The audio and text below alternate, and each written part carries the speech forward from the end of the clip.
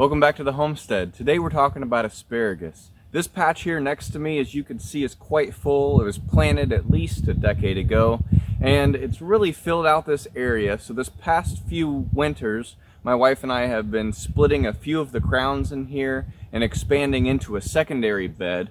But we've had some late freezes in our springs, so that's kind of killed some of those sprouts that were coming up. So this year we've decided that instead of taking additional crowns and splitting them, which kind of disrupts the productivity for that next year, what we actually want to do is take some of the seeds, some of the fruit from this patch, and we're going to spread those into our second bed that we've been establishing and see what we can get to sprout next spring. So here's the bed here. It's a 4-foot by 8-foot bed made out of lumber we got from the woods. And we got at least 4 crowns to work. You can see they've kind of been laid down here on the side. The largest one there is still standing. But the idea here will be to go ahead and plant our seeds back in the back along the side there and in the area over here that didn't quite get filled out.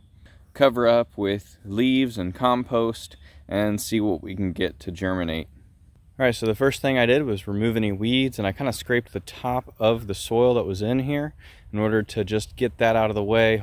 Then I put down a first layer of leaves to kind of suppress anything that would still be in there that would have its own root systems. Asparagus is really good on its own on pushing out past any extra mulch.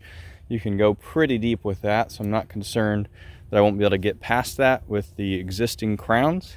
Next, I'm taking all of the compost that I have left from the season. It's been sitting there for probably a good year at this point, and I'm spreading that in.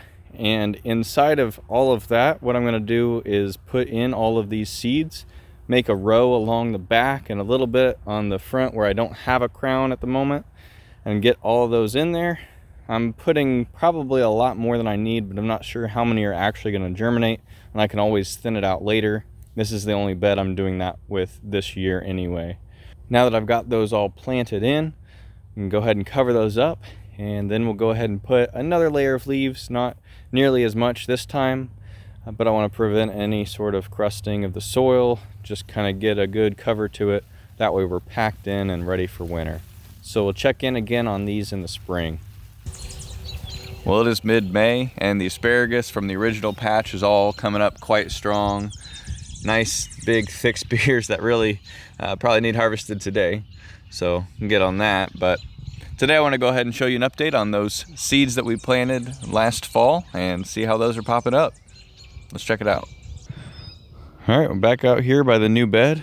As I mentioned, asparagus can push past any mulch that you put on them, it seems, even if they may hold it on top still.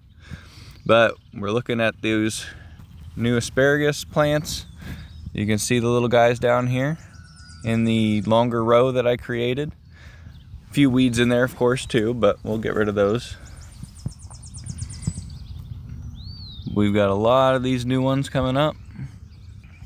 So looks like we had an excellent germination rate. May even have to thin them at some point. We'll see. For now, I'm just going to let them all exist together, see how they do.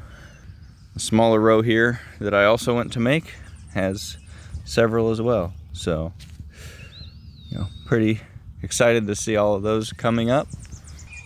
Well, I think I've shown pretty well that you can go ahead and grow your own asparagus from seed, especially if you already have established beds or access to someone who's got some seeds they can share.